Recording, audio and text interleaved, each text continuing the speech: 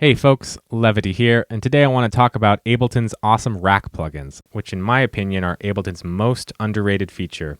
There's a lot more to them than meets the eye, so let's dive into 3 non-obvious ways you can use racks to level up your Ableton workflow.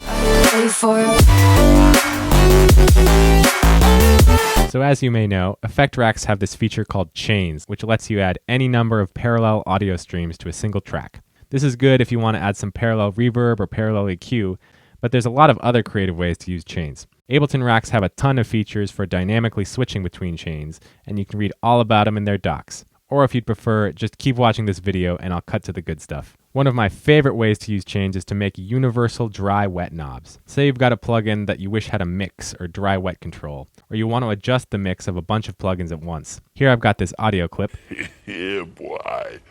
and a couple plugins whose mix I want to tune. You can add a mix knob to your plugins like this. Grab your plugins, Command-G to wrap them in an effect rack, click on the Chains button, and add an empty chain by going right-click, Create Chain. Rename your chains if you like, and then click on the Chain button to open up the Chain Select zones. This gives you a little slider and these chain zones. When the slider lines up with the chain's zone, that chain will produce audio output. Drag the zone ranges out like so for the wet, and again for the dry. Then pull the zone fader all the way to the right for the wet and all the way to the left for the dry. That way you can slide between 100% dry on the left Yeah, boy. to 50-50 in the middle Yeah, boy. to 100% wet on the right. Yeah, boy. Yeah, boy. For bonus points, map a macro to the chain selector, which gives you a friendly knob and makes automating and MIDI mapping easier. Yeah, boy. Yeah, boy. Yeah, boy. Yeah, boy. I like to use this trick to fade out bandpass filters in intros and builds like this.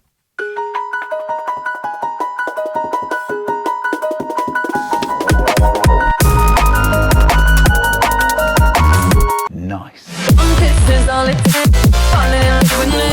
Instrument racks give you a simple way to splice multiple samples or MIDI instruments together into a chimera-like abomination of your own design. I use this all the time for designing drums. Here's the basic workflow. I've got this little drum loop going, and I want to tweak the kick. So we grab our sample, Command-G to wrap it in an instrument rack, and click on the Chains tab. Let's throw some other samples in there, like a tom or another kick.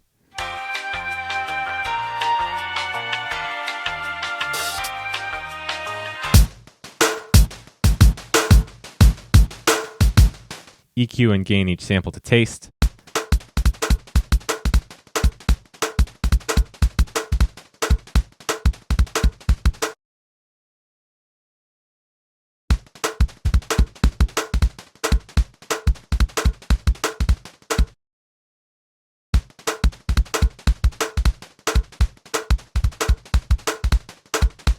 Glue the samples together with some compression, and you've got a brand new Franken kick.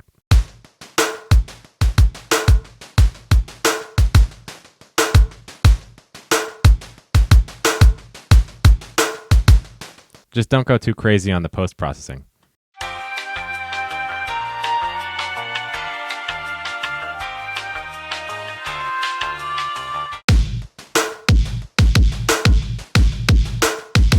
Or do, actually that slaps. The same trick works for synths as well. Want to layer a bunch of sounds together to get a thicker patch? Just keep adding chains. Though with synths, I find myself using this last trick much more often. Oftentimes when I'm writing a synth part, I'll start by just throwing on a preset so I can get a part down. And then later I go back and fine-tune the sound design. It usually takes a few attempts to get things right, which can involve getting a patch you kind of like and then promptly destroying it. Or working on a patch for hours and hours and hours, then coming back to it the next day and realizing it's complete fucking garbage and that your original patch was way better. In these situations, it's nice to have a fuck go back button, as well as an easy way to A/B test the new patch you're working on. And my favorite way to do this is with racks. Take your synth, Command-G to wrap it in a rack, open the chains, and Command-D to duplicate your chain. This will create a new independent instance of your synth in the same track that you can mess with however you like. That way, once you inevitably fuck everything up, you can always go back to square one. To switch between synths, you can either toggle each chain on and off, or open up the chains view, click on the zone for the second chain, and press the right arrow key to move it over one slot. Then click the top chain selector, and you can use the left-right arrow keys to toggle between your two synths. And hey, if it sounds cool, automate it.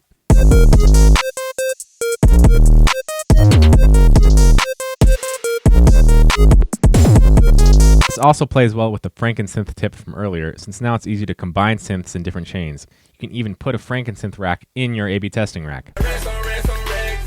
And there you have it, folks. 3 non-obvious Ableton rack tips. If you have a favorite rack tip I didn't mention here, let me know in the comments. If you liked this video, please like the video. If you want to see more videos like this, or check out any of the tunes from the transitions, consider subscribing. Thanks, and see you next time.